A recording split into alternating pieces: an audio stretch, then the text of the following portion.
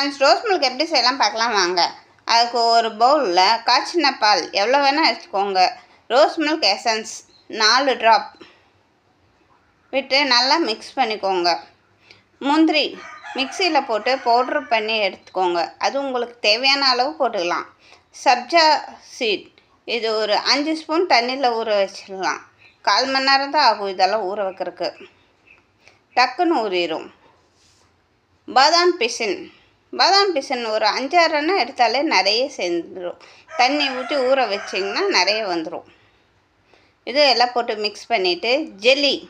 இந்த ஜெல்லி எப்படி செய்கிறது ஏற்கனவே எங்கள் ஐஸ்கிரீம் வீடியோவில் இதை பற்றி போட்டிருக்கேன். வேணுங்கிறவங்க அது பார்த்துக்கோங்க.